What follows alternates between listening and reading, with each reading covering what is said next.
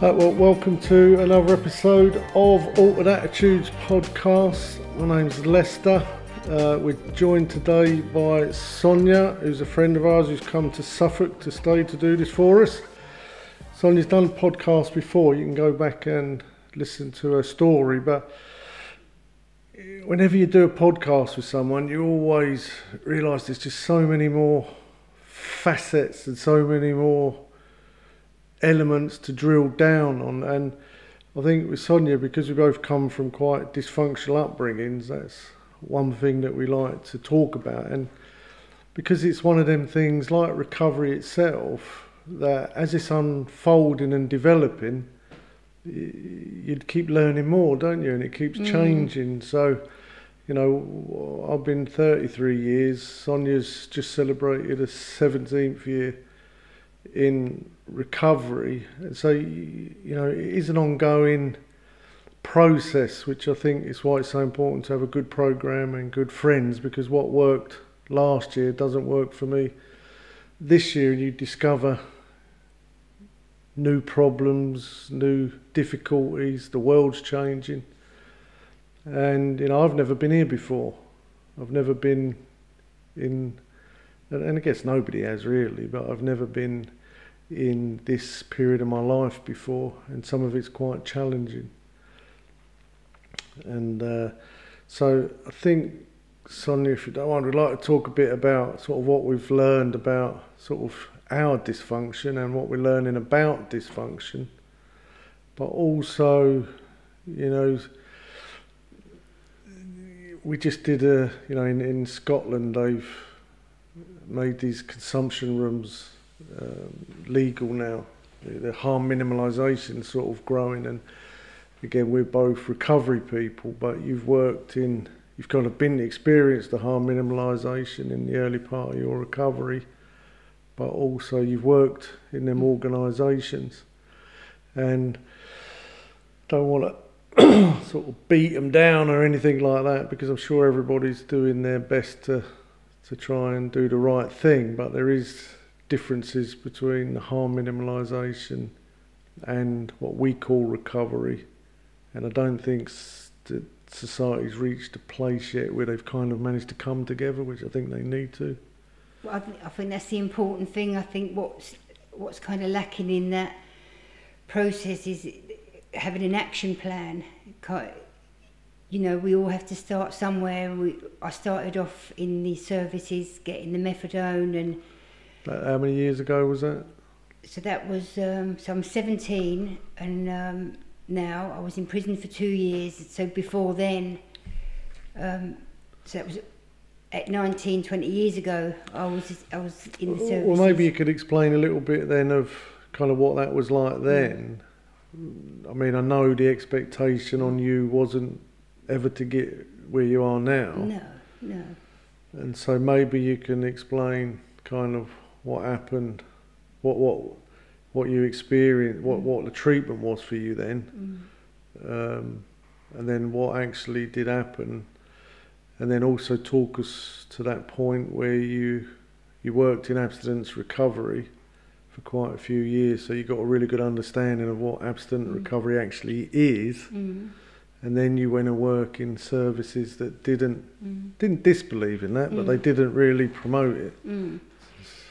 So when I was, that 19 years ago, when I was getting a script, it was in a place called, in a place in Rochford in Essex, Southend, and I'd never heard, at that point, I'd never heard of meetings before. I'd never even heard of abstinence-based recovery before, and I do believe there were meetings in Southend at that point, but no one had ever spoken about it.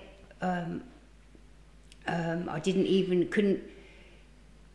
even when I came into abstinence-based recovery, I couldn't comprehend it. I couldn't imagine a life without drugs, and I'd never seen anyone at that point who had got clean.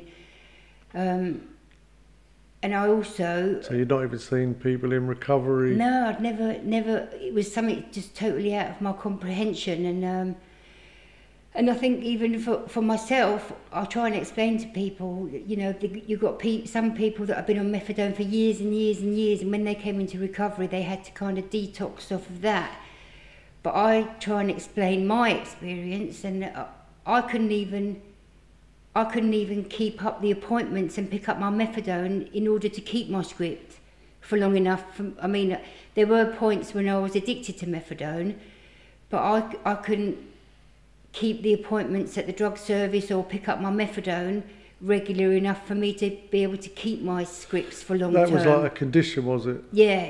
But you'd have to turn up. You had to go to the appointments, you had to go to collect your methadone. Why didn't you do that? Because I was too chaotic. I was too. If I was in a crack house taking drugs and on a mission doing what we do, I couldn't even comprehend not doing that and then just going give to us an an appointment. idea at the lowest point, and you know, I want to say don't be too graphic, but I think people need to understand, because I think it's important that at your lowest point, what would your day consist of that you'd have to deal with on? Because again, it's almost like people think that drug addicts are sort of like lazy because they've not got jobs, all the rest of it, but it's a lot of work, isn't it? So when you woke up in the morning, what sort of time would you get up, and then what would a roughly average day look like for you? And you've got to fit your getting prescriptions in. What when you wake up in the morning, what's on your mind? Finding ways and means to get more drugs, and you never had a plan. You didn't have a diary where you had written down what you were going to do the next day. Every day was a new day, and it was just a struggle. Every day was a struggle. So I'd wake up and think, right, I'd be barred out of Southend High Street. I'd be barred from here, there. Breakfast wasn't on your mind. Yeah, no. By the time I got to prison, I was suffering from malnutrition. I hadn't eaten for so long. I was I was about just under 6 stone, I think. I hadn't eaten for so long, and so my days consisted of waking up, and I just think about one particular occasion. I was staying in some bedsit or some crack house with someone, and we'd wake up, we'd just go out looking for opportunities, and this young male who I used to knock about with, go earning with. When you say opportunities, for what? Criminal activities, either stealing from shops or phone snatches, snatching people's phones. He'd walk down the street and ask to borrow someone's phone, and then we'd work as like a Bonnie and Clyde. And it wasn't really planned, it was just a way of life. And he'd ask to borrow someone's phone, and that would be, as soon as they let go of the phone and they let him borrow the phone, then he'd gone. And so that would be our first catch. And then we'd try and find a shop that I can get in without, because every single camera in Southend, if I'd walked close to Southend High Street and all the adjoining roads, every single camera, as soon as they spotted me, I'd be followed. And because there's a big picture of you on the front page of the Southend Echo, weren't there? Yeah. I was the first girl in South East Essex to get an ASBO for soliciting, so I was well known in Southend. So towards the end, towards my lowest points, when all opportunities were kind of taken away, it just got horrific. It just got totally inhumane kind of activities throughout the day. It was, when I think about it, it makes me feel really sad for that person who was really lost and struggling in life in general, and not having really what the services now, how the services are now, are very different to what they were then. Nowadays the services have, I worked in the services for a few months when I first returned to Southend, and now the services are kind of, they have a lot of people working in them that are in recovery, abstinence-based recovery. So I think that people that go into the services, there are more conversations about going to meetings, abstinence-based recovery. I mean, not everyone that works in the services is in abstinence-based recovery. A lot of them are in different sorts of recovery, what they call recovery, but it's not what we would call recovery in abstinence-based recovery. So when you kind of like decided I need help, like help in the sense of, because I guess you go through a lot of years where you think all you need is a nice flat, get on the sick or whatever. But when does it come to a point where you think I need help with my addiction? When was that point happen for you? In prison. I think that towards the end of me being out, when I was out, before I went to prison, I think I never thought about getting a flat. The drug addict lifestyle was my lifestyle. I thought that was it. And I'd lost my place. I'd living in people's settees and different kind of drug houses. I had nothing and no one at that point. And then the point where I'd never thought about getting clean before. I'd never wanted to get clean before. It wasn't something that was in my mind's comprehension. So what was you aiming at then? Just using or trying to just surviving. Control it? And no, nothing, just surviving. There was no even idea about, if I can just do this and then I can get a nice life, but no. Still use drugs. It was just like, I've just got to get the next... Just survive and just get the next bit of gear. And at all costs. Yeah, at all costs, and not even think about later on that afternoon or that evening. You're just thinking about the next 30 seconds. So I think the first time I ever thought about getting clean or addressing anything was after about a year of being in prison.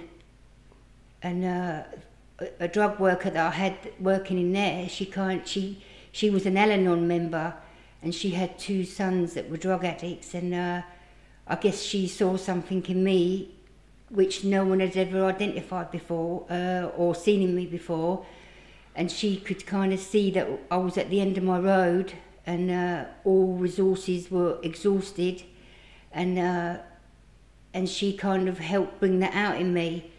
And plus another lovely lady called Rosie, a chaplaincy lady, she kind of fought my corner while I was in there. And I think that's where it kind of born from. That's where it was born from, when they started talking to me about going to rehab from prison. I had to look through this big catalogue of different rehabs, and I remember, now you think about, I've got no experience of 12-step, I've got no knowledge of what they are. Because most rehabs were 12-step, weren't they, I think, then? Yes, yeah, I think so. But from my mind, from my very limited mind, about life in general, or definitely recovery, I said to my key worker, my drug worker, I'll go to any rehab apart from 12-step. Now I don't even know where that was born from, because I've got no experience of it. I hadn't never done anything 12-step orientated before, and the funny thing was, I went to go and see a rehab Would you have met anyone by then that's 12-step, like in the prison, like in NA meetings or anything? I'd been to a little meeting in HM Prison Downview, and it was a little NA meeting, and there was a young girl that kind of took the meeting, very pretty, very kind of hippies young girl that took the meeting, used to come in cross-legged and talk to people, and she hadn't come from where I'd come from, and she was very different to me, and I just thought, look, she ain't like me. You didn't relate. I couldn't relate to her at all. And I don't even know if my mind, because they've got a saying in the meetings where they say, look at the similarities, not the differences. So I was just looking at the stuff that would separate me from people, about the prisons, the intravenous drug use. Now, she may have had all the experiences that I've had, like once you start using, you can't stop, and how she thought and how she felt. But I was looking at all the stuff that would separate us, and that's all I had. But relating is quite important, I think, as well, isn't it? Yeah.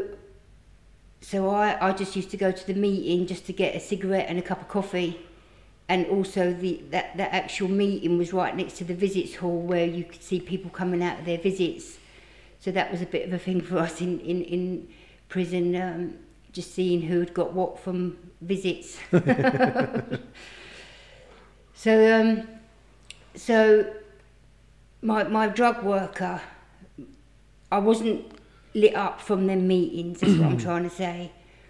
So my drug worker... But I guess you started to develop the idea that, did you start thinking then that you could be free from drugs at that point? No, not really, no. Didn't see that as an option? No, couldn't see that at all. I didn't really see that until I'd come out and gone into a rehab and then joined the 12-step community. So would you then, at that point, would you kind of think that if somebody because again you said you never met anyone, so what would you call somebody doing well at that point? Like on a drug addict that was doing well, what would be your sort of standard of doing well? I remember when I first got clean, I used a couple of times after I come out of prison, and I remember saying to you, even if I could get a few days off a month, I'd be satisfied with that.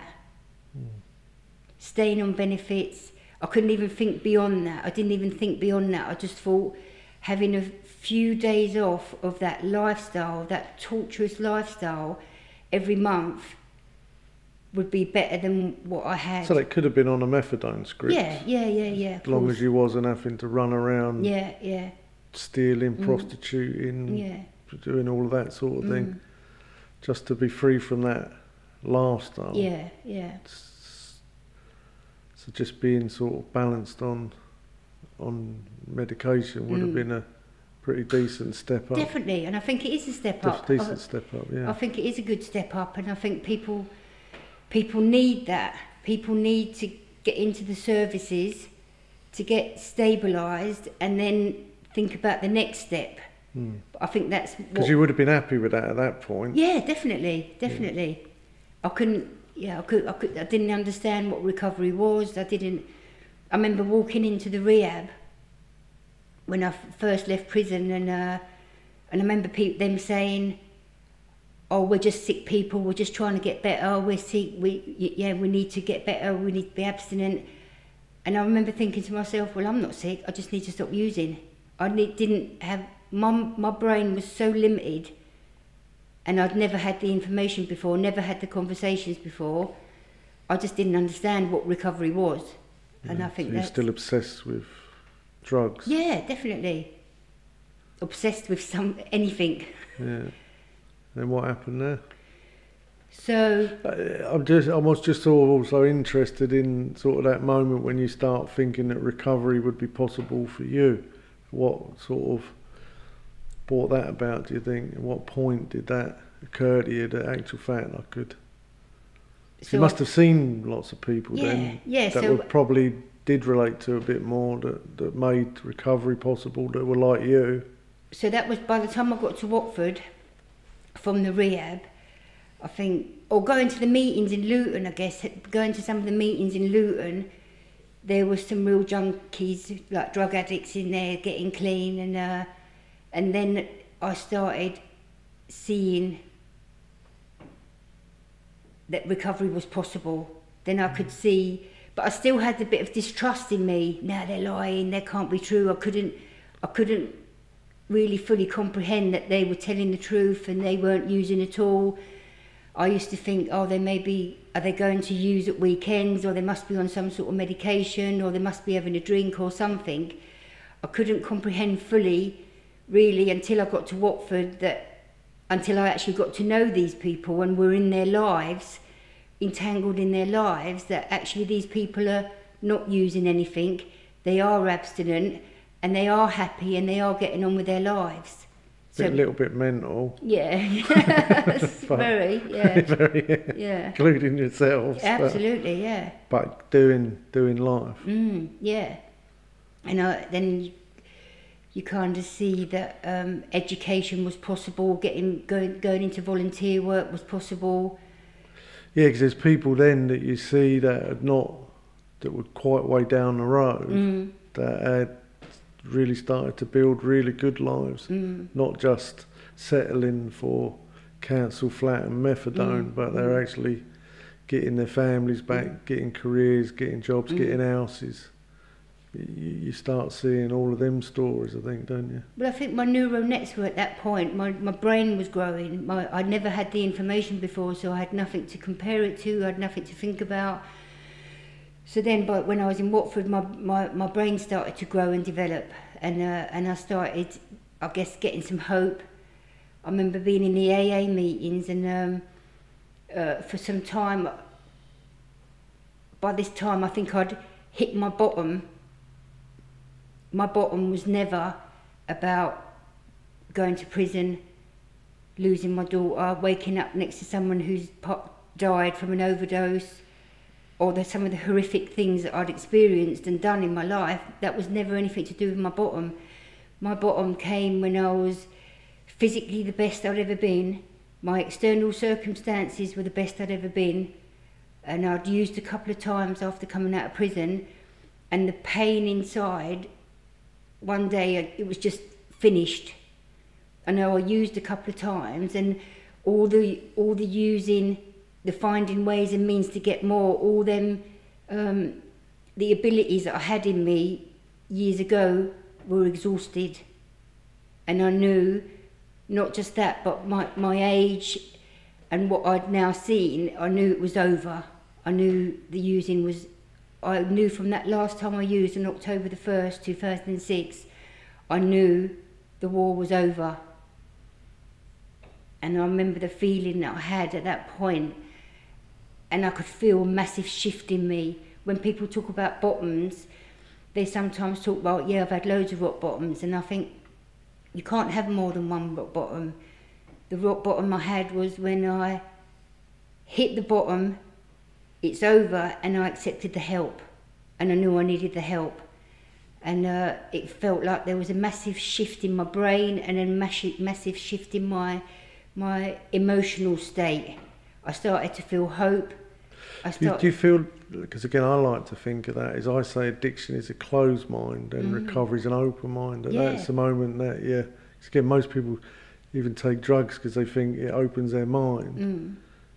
And they still do it, if even like, on spiritual kind of idea, that they take ayahuasca and all stuff like that, trying to open up their mind. But would you say that's what happened to you in that moment, that your mind opened up to... Cracked open, very slightly to the possibility of but then, recovery. But that was to accept recovery. Yeah. So there was a massive resistance to it up until that. But you'd been around it for how long at that time? Because I guess you must a few months. Because you've been going to meetings. Never stopped going to meetings. Learning about it. Listening to people. Just encouragement around me all the time. And the repetitiveness in the meetings, I think that's what's really important as well. People sometimes say, oh, boring, going to the same meetings, listening to the same stuff. And I think when you're early in recovery, I think the repetitiveness is so important. Because we just don't get it. Honestly, information used to go in one ear and it felt like it fell out the other ear, and I'd forget. But what's good about the 12-step meetings, book studies or step meetings, listening to people's stories and experiences, is that they're quite repetitive. And I needed things repeating to me because I just couldn't withhold information in my brain. And then after a little bit of time, you just find your own way and you start having your own experiences. I mean, when I first got clean, I was trying to be like that one, or telling that one story, but eventually I started to have my own experience. I felt so void of myself, I couldn't even tell you how I felt or what I was thinking, because it was so void. But it took me some time to be able to do that, pushed into a corner where I knew I had to do that in order to recover. I needed to be honest. And again, just to try and sort of, I guess, fly me flag for recovery and highlight, do you think you'd have reached that place if you wasn't surrounded by them other people, or them other people telling you their stories all the way out? Or No, I don't. My brain wouldn't have understood it. I think that people say, don't they? You can tell how a person's doing by who they're hanging around with. And I think that you've always said about people's environments, the environment's so important, and I found that to be my experience. Your environment of where you're working, living, hanging around with is so important, because you start to turn into your environment. You start learning from your environment. So people, whoever's around you, they start to transmit what they've got in them into you. So that's why it's so big. So people have to be so careful about what support you're getting, whether it's healthy support or dysfunctional support. I think it's so important about what sort of support you're accepting in your life.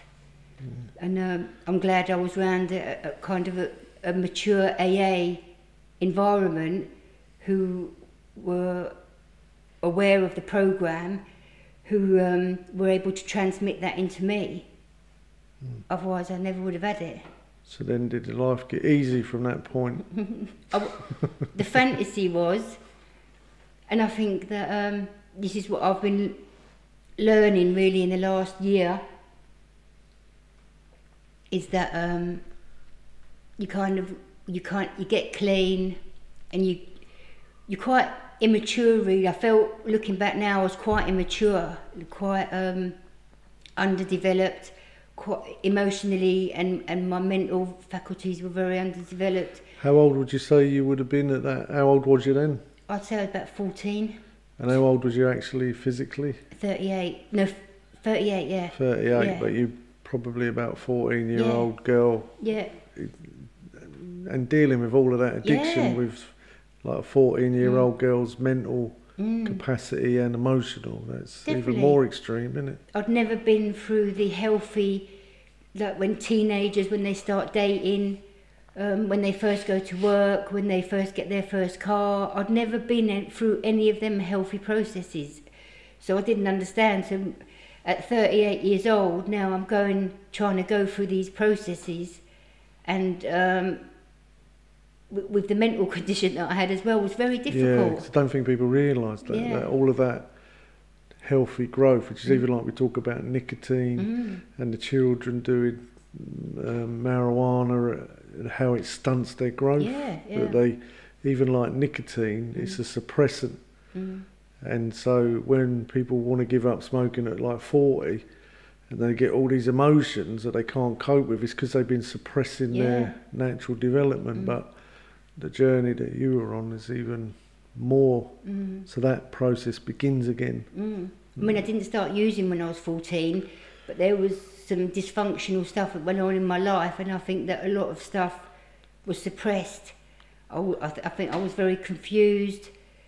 I think also you have to be around healthy adults that can guide you through them processes and interact with you through them processes, because I think even the same in recovery, like you said, it's being around a group of people that can guide you through, that almost reparent you. Because I notice that people that come from as deep down as you do, they almost need reparenting. It's not even just about the addiction, it's about this adult or this child living in an adult's body that's quite screwed up, and there's no quick way to redevelop that person. It needs to be a natural process, which is why I say the environment is king, really, building the right environment for that person to develop in. And long term as well, like you say, it doesn't happen overnight. It's and I was saying just now that when I first got clean, I was thinking this year about how immature my vision or my dreams were of what was going to happen in my recovery. I was so excited. I was like a little puppy dog. I was so excited to be clean and thinking about the future and what was going to happen. That was kind of coming from a very limited resource and not taken into consideration the harm that my addiction had caused my child. I knew it had caused harm. I couldn't really see at that point as to what extent the harm it had caused. Because I was in my own process, I was just so excited to be clean and on track and getting my life back together. So I couldn't really see into the future at that point. And even, I had nothing in me, nothing to relate it to be able to understand what was going to happen in the future. Yeah, because you still remain quite a selfish person in early recovery, but because I think you have to reach a certain level of consciousness before that starts getting dealt with. I don't know if everybody reaches that, if I'm honest, in my experience, because you've really got to learn to look at yourself quite a lot. And because again, I think through the 12-step program, it's teaching you to look at yourself and your behaviours and your responses. And I think the more you do that, the more you become self-aware, the more you become empowered. But then you start noticing things like I'm quite selfish or fearful or guilty or shameful, whatever that's kind of blocking you off from developing. But some of that stuff's pretty traumatic to acknowledge about yourself, innit? I think most people don't want to do that. No, it's not terrible. It's sometimes it's quite. I mean, when you get to the point where you can see, even this year celebrating my 17 years, I think about. I mean, the first few years was amazing. That I was clean and I'd reached 1, 2, 3, 4, 5, 6 years. I was amazed. I was still amazed, and it is still amazing 17 years, and I'm really grateful and forever grateful in that. But I think that thinking about our children, like, the truth is, they don't want to celebrate the 17 years. Because celebrate what? Taking a drug that I shouldn't have taken and let them down. Like they've been let down. Yeah. And that's what's kind of come to me this year. And it feels a little bit... Which is true, isn't it? Yeah, 100%. And in a sense you are guilty of that because of the addiction. Definitely. But that's really been revealed to me over this year, really. Yeah. That's quite hard to accept, I guess, isn't it? But I get it. I get it. Why would you want to keep celebrating your parents' recovery milestone, like 17 years down the line, celebrating something that they should never have done in the first place, and there's been some great harm caused in that. So I do get it. And it felt a little bit, even though it's nice, people celebrating it with you, it feels a little bit selfie. Yeah, it's like that in addiction, isn't it? It is quite hard because you, on one hand, it's glad the person's stopped that behaviour and that damage, which they shouldn't have been doing in the first place. So even like you try and to encourage people in addiction, you sort of say, look, most people in this world have to do something good to get the recognition and credit you're going to get for not doing something bad. Yeah. And then if you actually do something good, it's like a double bonus. Yeah. Now, I think that works maybe better on parents than it does on children, because they've been damaged for all of that. Yeah. And they've either had an absent parent in their life or a very dysfunctional parent that's let God knows what's come into their home. They've let everything into their home. They've not protected that child. And I think that's, even though that child wants nothing more than their parent, even when the parent comes back after addiction in recovery, that child's not... But it's not the same. It's just not the same. Yeah. And there's a lot of damage by then, isn't there, that they've got to deal with.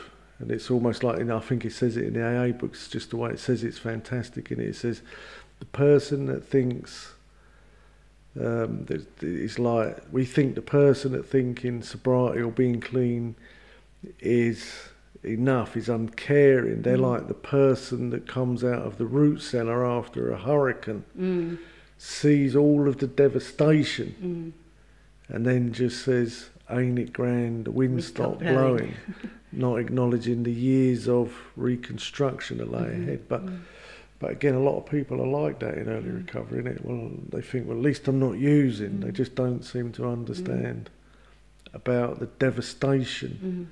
That, again, it's not necessarily their fault because they've been sick or under the influence of mind altering substances, but nevertheless, it doesn't make the child feel any better. Yeah, of course. It's because they damaged. Well, thinking about this, the thing that made me think it or realise this in the last year is that I think about how did I feel about my mum when I was reconnected to my mum. And what was your mum like? So my mum was alcoholic. She passed away in 2018. She left my dad when I was 7, and me and my dad moved over from Finland to England, and my sister, who passed away in 2013 from alcoholism. I was abandoned by my mum. My mum was alcoholic. She was very selfish by nature. But what I realised in recovery, it was never about me. I always, when a parent neglects or abandons the child, the child doesn't neglect or abandon the mum or the adult, the child starts to neglect and abandon themselves. So what I realised about my mum is that I always thought that I wasn't good enough. She didn't love me, or something wrong with me. But I learned over the years that it was never about me, it's about her. And I only learned that because I went through the same process myself with Jodie. And but that still leaves a deficit. Yes. That you didn't feel loved or valued or cared for. That doesn't just automatically pop up just because you realise that or you forgive them, does it? You're still left with a deficit. With a deficit. No, definitely. And I think that the fellowship and the programme and the people in the fellowship, in a chapter called A Vision for You in the big book, it talks about is this a sufficient substitute? Indeed it is. It's a fellowship of Alcoholics Anonymous. So I think it doesn't say anything about God or the steps there. It says the fellowship. It's is the substitute. And I think that's where I've got what I've needed, and the deficits that I had from childhood, I've started to rebuild them and replace them through people in the fellowship that have helped me. So I think that realising about... And 17 years later, you're still having them relationships with a lot of them people. Yeah, definitely, yeah. I think that just going back to Jodie and thinking about her and how she feels about me and my relationship with her, and then thinking about my mum, is that when my mum and myself were reconnected, it was never going to be the same. It was, and this is my learning for this year. The relationship was never going to go back to how it was years ago. It was just going to grow and develop into a new relationship from that point. And I think that's been a massive learning for me for this year. That my daughter's now an adult. She's just about to have a baby any day now. She's got a good man beside her. She's building her own life. She's fiercely independent. She's a real mixture of me and her dad.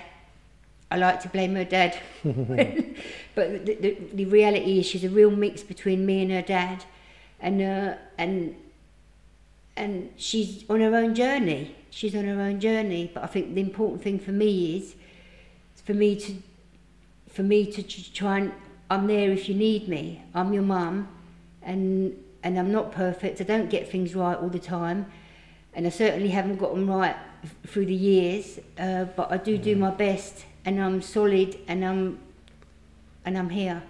Yeah, I think that it's like when you talk to a lot of people about this stuff, and is that, yeah, especially sort of you come into AA, therapy, that kind of thing, you start looking at your past and the dysfunction and what you did wrong, what was done wrong to you, and you start getting this realisation of, you know, it was quite a revelation to me that you kind of think, man, when I stop being screwed up, everything's going to be all right. And then you kind of stop being so screwed up and you realise, mate, everyone's a bit screwed up. And so you find yourself going very quickly, I did, from being this alcoholic addict to a very dysfunctional person that wasn't very well equipped to deal with the world, relationships, other people, problems, stuff like that. And then you start thinking almost like you blame your past, your childhood, that it didn't give you what you needed to succeed to the future. But something in you, isn't it? It makes you want to go back and try and get it. Mm-hmm. Mm-hmm. It's like, if I can go back and get it, then I'll be all right now. And then I find that you start almost demanding from parents and people that they give you back what you feel they owed you. They owed you. But then I think at some point you sort of realise they haven't got it. They never had it. And when you're going to stop trying to get it from them? And then that's when you think, well, where do I get it from? And it's almost like, so again, it's like this sort of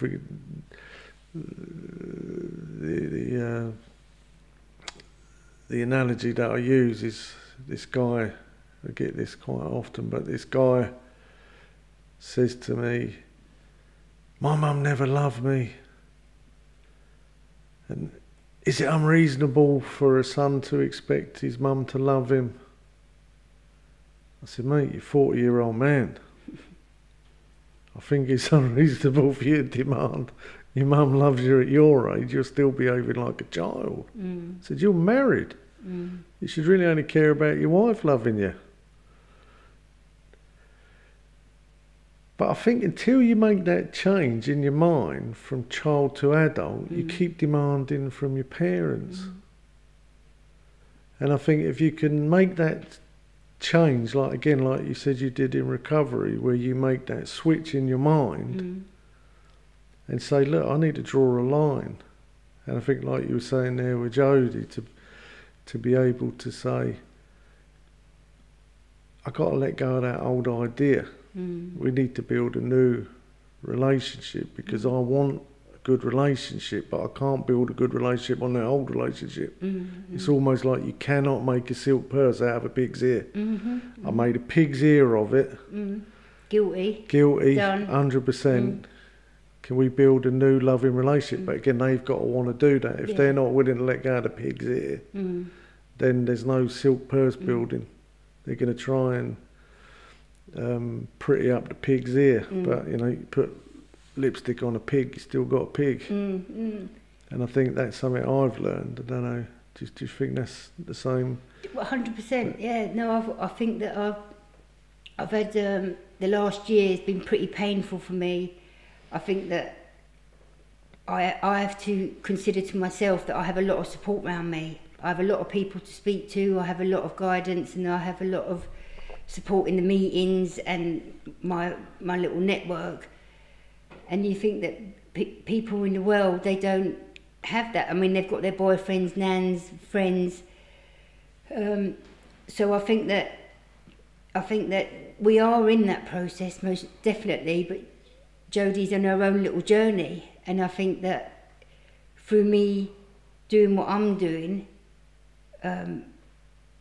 and me having the realisation as well that Jodie's 29, she's not my baby anymore. She's not my child anymore. She's an adult. No, she's but got to realise that, though. Yeah, she's an adult who's got a good man, little baby on the way. She's got her own little life, and that's been a thing for me. I've had to let go of that because I was somewhere unconsciously still that she's my baby, and the truth is she's not. She's a grown adult. Yeah. See, selfishness is the problem, I think, isn't it? Is that, you know, it says in the AA book that self is the root of all our problems. Obviously, what we all want more than anything, like you're saying, that the fellowship, we want companionship, we want closeness with other people, but being selfish isn't a good way of being that. And I find that when you've been someone selfish, and I mean, when I say selfish, it's not like some people might think, well, you don't lend people money or do anything nice. It's not. It's you're thinking about yourself more than others all the time, which I think we're in a very selfish world, I think, at the moment. I think that's why everyone's filling up with anxiety and fears and antidepressants. I think that's because the world's becoming very selfish. But I guess that can still, when children, what they don't realise is that when they're being treated that way, that all they're really thinking about is themselves. And so when you speak to people that are children, that have dysfunctional parents, even though they're adults, but they're also dysfunctional parents to their children, but just looking forward rather than back, that it's, you say to people, have you made amends to your parents? And most people are like, well, yeah, I've forgiven them. It's like, I don't think you have. You're still angry at them. Not for what they're doing today, but what they did. And it's kind of like, well, what do you mean? It's like, well, this. Can you say this? This is kind of like my test. It's to say to people, look, can you say to your parents that let you down, that abused you, that treated you bad? I know this is radical, what I'm going to say, but it gives the idea, and it's why we're trying to want to get people to. Did you ever think that it's not what they did to you that screwed you up? It was your responses to it that's screwing you up. They're like, what are you saying, it's my fault? It's like, not saying it's your fault, just saying it's your responsibility. It's your ability to respond. And the way you're responding, even like 20 years after the fact, is very negatively, very angrily, very unforgiving, very judgmental. And because you keep responding from that place, you're continually getting sick. And so the amends to your parents, I'm sure a lot of people are swearing now I'm saying this, it would sound like this. Dear Mum and Dad, I'm really sorry because I didn't consider you in this at all. And I stayed angry towards you. I've been judgmental towards you. I've been unforgiving towards you. And for all of these years, I've just held all of this hostility and hatred towards you. And I blamed you for being selfish. But really, it's me as well. And I think if you can't resolve that in you, to realise... See, it's what you try and tell people. Say, look, you keep going on about how badly treated you were. No one's saying that didn't happen, and no one's saying that's not terrible. You got abused, that's terrible. That's not your fault. But if you don't resolve it and take responsibility for resolving it, it's not going to resolve. That's not anyone having a go at you. Because that feeling's inside you. Yes. That feeling that you're feeling is inside you, Yes. so it's yours. It's your responsibility. It's your response. You'll keep responding to something that happened 20 years ago and creating a bad feeling in yourself. If you don't take responsibility for your emotional development, then you're going to keep responding like that. And going around trying to convince the world that it's not your fault because you're a victim of abuse, letdown, Neglect. abandonship, neglect, which is all true and wrong. If 7 billion people on earth agree with you, it's not going to make you feel any better. Yeah. Because, again, in the AA program, it says this, look, the world and the people were quite often wrong. We get that. That was wrong. But it's your responses that's making you ill. Now, as a child, you couldn't respond any differently. But you're not a child anymore. And so even having to say to 40-year-old men, mate, stop trying to get your mum to love you. Honestly, if she don't love you by now, she probably ain't gonna, because she ain't got it in her. And in actual fact, if you want her to love you, start loving her. Start loving her. Because maybe no one's loved her. Maybe she's not felt that. It's not in her. If it was in her, it'd be in you. If they had it, you'd have it, guaranteed. Being transmitted. 100%. They give you what they got, good and bad. At some point, you've got to iron it out. You've got to say, do you know what? Is this who I am, or is this who I've become? Some of it you can change, some of it I don't think you can. Honestly, I think I read somewhere, but I think I concur. It says to get rid of that level of dysfunction you're talking about, and Jodie, if you work hard, the pair of you, and Hattie, when she's born, it's going to take it 3 generations to work it out. That's going to be anywhere from 60 to 90 years of life. If you work on it, you can work out that dysfunction. And then Hattie's children may get everything that you guys felt you were missing. Yeah. And that's a serious problem, isn't it? Yeah, That of it course. takes so long to work that out. And so, I sort of butted in and talk a lot along there, but again, I think that's the thing I like talking with you most of all, because I think more than anything, we're on this journey of discovering and overcoming dysfunction more than addiction nowadays, I think. I aren't we? think so, yeah, definitely. That's the hard bit, isn't it? Well, if you just jump then, I guess we just had a quick break for a pee and a stand in the sun and a bit of a discussion on how difficult recovery can be, emotionally and mentally. But just to sort of sum up, Sonja, I think what I took from what you're saying, and important bits, I think, is that, there's that. I think you have to be around a certain amount of recovery before you understand it. Because again, I don't think people really understand it. Do you agree with that? Well, I think you learn more all the time as long as you're around a healthy, recovering community of people. I think that more gets revealed to you every year. As I've said, I've had loads of revelations this year. Painful as it is, as painful as it's been going through the process. But I think the important thing for me is not leaving the process, staying in the process, and just trying to navigate through it with the help of others, and kind of get into the peace side of it. And I think at the moment, through the last year's kind of revelations, I've just found some peace again.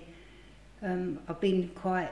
I think going back to Southend where you sort of started, and then having to readapt to being in a different environment, but also back, I guess there must have been a lot of triggers and things like that, and then closer to family again, and yeah, I think so. It puts a demand on you, doesn't it? I definitely feel like coming back to Southend was the right thing for me. I definitely think that. Yeah. I'm really happy I'm back here. But it just, again, like you say, it brings up new other issues that I never really thought about.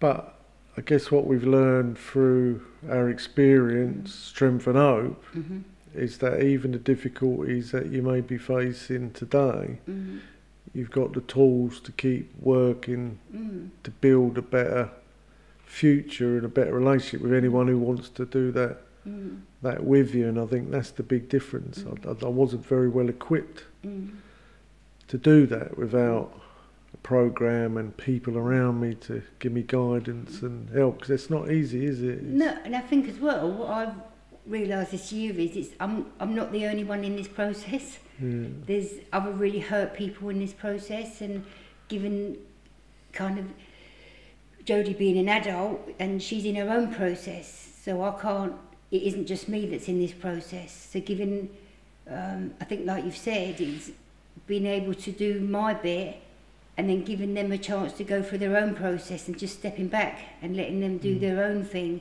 without me trying to control it all, and me, the outcomes that I want, letting go of all of that, just doing my part, and I think that it seems to be getting resolved now, and the journey started now on a more clear, now I can understand more and see more. Yeah, because you can't kind of build a healthy relationship without healthy boundaries, but the boundaries can be quite difficult to set, can't they, I think? No, definitely, and I'm a really sensitive person, even though I'm quite assertive, I'm quite out there. I'm quite a sensitive and hurt and fragile individual, which is my responsibility to look after that, not anyone else's. It would be nice if people kind of acknowledged or respected that, but that's not within my control. Especially if they're angry, they want to hurt you as well. Yeah, definitely. And I all that when, because you could still be. I find a lot of times with families, especially children,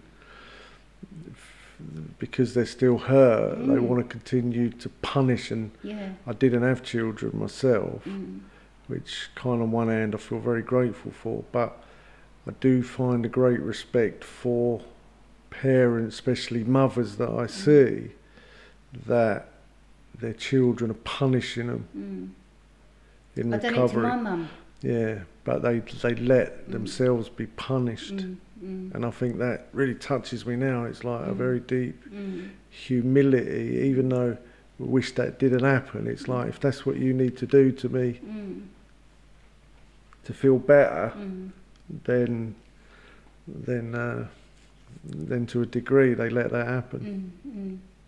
No, it's a really painful, it's very painful.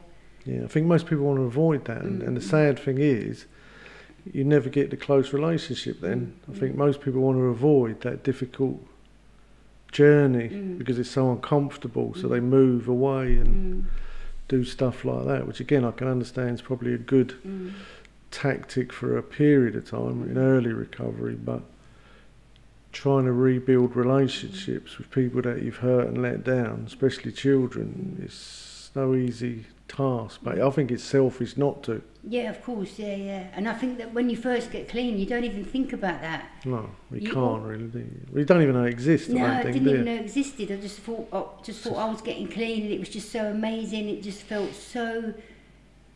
I was just so excited, like a little puppy dog, like a careless little puppy dog getting clean for at least the first few years. I never even knew that or thought about it. But as the journey goes long term, then these things start to get revealed to you, and you're either in the process or not. And I think you can't start experiencing that stuff or learning that stuff until you're in long-term recovery. Yeah, because you don't know what you don't know, do you? Yeah, and I think that's the thing about this. It's like constantly being revealed to us. And I'm definitely. 33 years and it's still being revealed to me about my own dysfunction, the dysfunction of my family, the world, the difficulties, the struggles that we're all facing. And you think, my God, I just didn't know anything really growing up. I was so ill-equipped to have a decent relationship, have a decent job, to be a contributing member of community. I was so ill-equipped. And even though I think I have been a very contributing member of society, it was done in a very dysfunctional way. But I think society needs that also. If it didn't have people like us, I don't know whether it'd actually get better in certain areas. Because again, this is the sort of argument I've got going on at the minute. When the government cut back the finances, all of your turning points, CGLs, all of them organisations, because they've kept the funding for their services and stopped funding rehabs, the rehabs have been struggling and closing down, and the periods of stay in rehabs have become very short. I think we're losing that recovery that rescued you, people definitely. Like you. There's a lot of people that come through East Coast Recovery. I think there's a lot of people that done the 6 months, 9 months, 11 months, 12 months. There's a lot of them guys that have now got long-term sobriety who done them long stints in the rehab, and because we needed it. And then you've got the guys that don't need that say, oh, you can get clean in the rooms. And I think, well, I'm really pleased that you did, and that's fantastic, but that wasn't my experience. That wasn't... Well, and most of them people in them rooms have been through rehab. You know, so again, it's like, it does become a self-perpetuating recovery, but it has to reach a certain pitch. Otherwise it starts rescinding.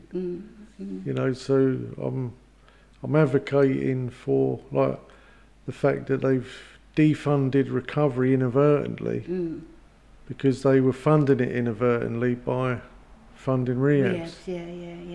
And now that's stopped. I think there's going to be a knock-on, and I think Scotland is the example of that, because Scotland never really had many rehabs, and I think that's why their death rate is so high, because they've not got enough recovery to meet the massive problem that they have.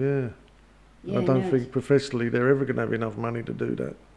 I think they need to invest in recovery fellowships, because again, it's like, when you see that happening for people like you, people like me,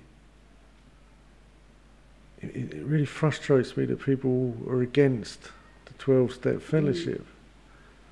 And a lot of the time they're like, well, it's not the only way and all that. It's like, mate, I don't want to defend it. I will, because I have to. I just know there's a way that works.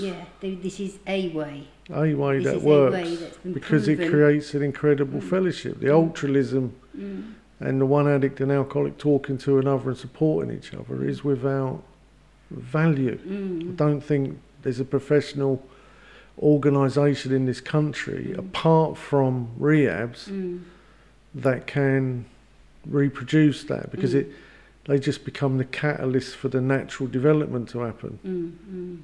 And I think that's the important bit, is that, and then it sort of starts looking after itself to a degree. Definitely. And trying to get people to see that that's been defunded in our country. Scotland never had it. It's definitely been defunded in our country, because Turning Point, CGL and them organisations are pretty much spending all the money on their... what they call treatment, which is methadone. Their treatment. Well, I think they're trying to build recovery in, but again, their version of recovery, our version of recovery is not the same. It's more harm minimalisation. Again, I don't think they ever can do recovery.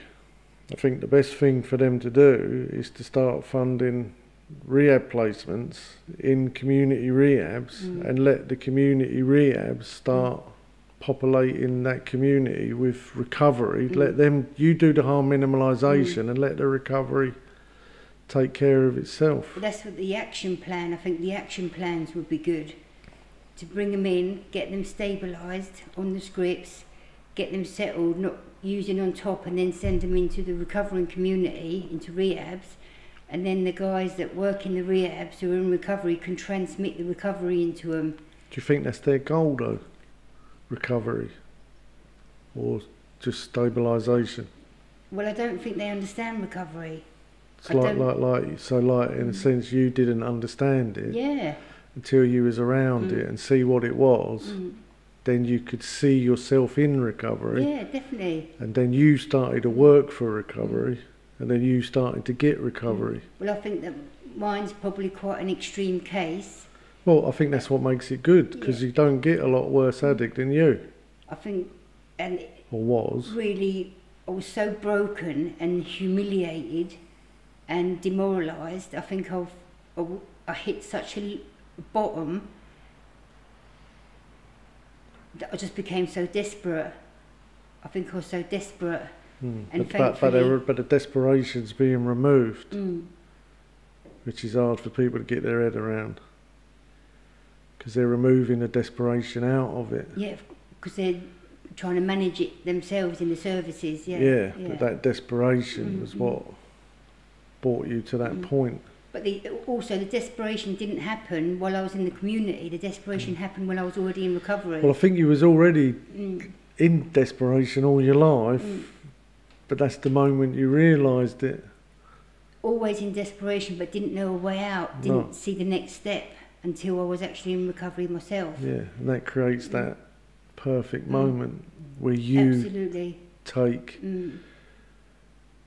the autonomy on your own life, where you take your life back and then start aiming it in the direction that you want to go in. And thankfully around good people who are able to, because I had no healthy navigation system or conscience in myself at that point, so I had other people in recovery who were able to help me navigate. Yeah, because how often did you wander off? Couple of times wandered off. Horrific.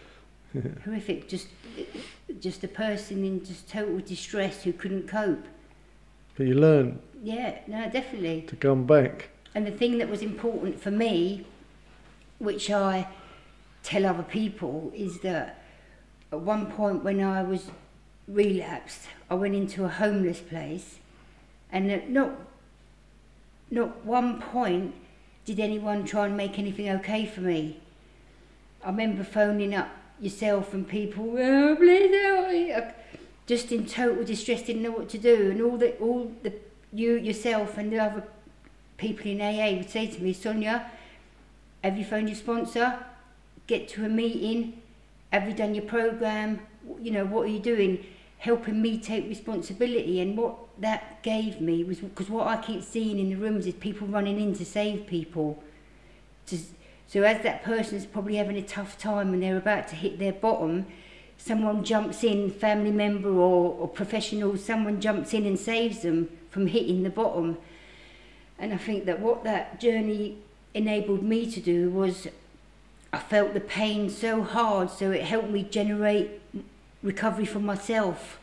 So I was going, even though I was struggling and probably used a couple of times, I started going to meetings for myself because I knew that I needed it to save my life, to phone my sponsor up, to start being honest about what was going on for me, and to stop doing certain behaviours which kept leading me to the same place.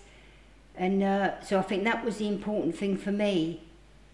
Get to a meeting, phone your sponsor, bang, phone down. So I needed them people to be honest with me.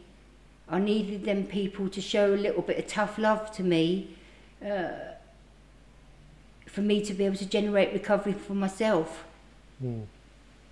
So that was really important, I think.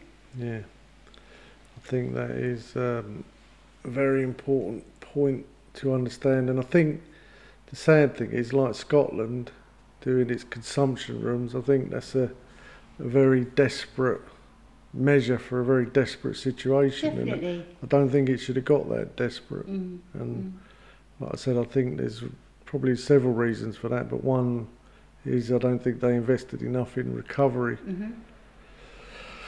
And I think that denies people actually a chance of moving to that place, because I think you need to see the people. Yeah. Yeah. You need to see people like you that have made it. Mm-hmm. I think that's a very important part of the process, and being given a lot of support. But I think it's understanding, if we give very good focused interventions, you can raise people's bottom, that you can get them to that place before it gets too bad.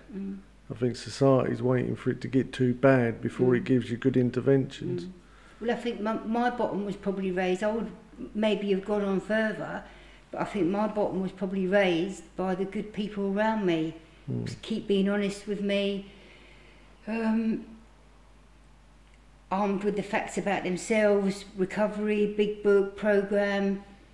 And I don't think that not everyone in all meetings everywhere, in whatever fellowship, is I don't think everyone has the education, kind of knows what's wrong with them and knows what to do about it, knows enough about the steps and the process of kind of unfolding.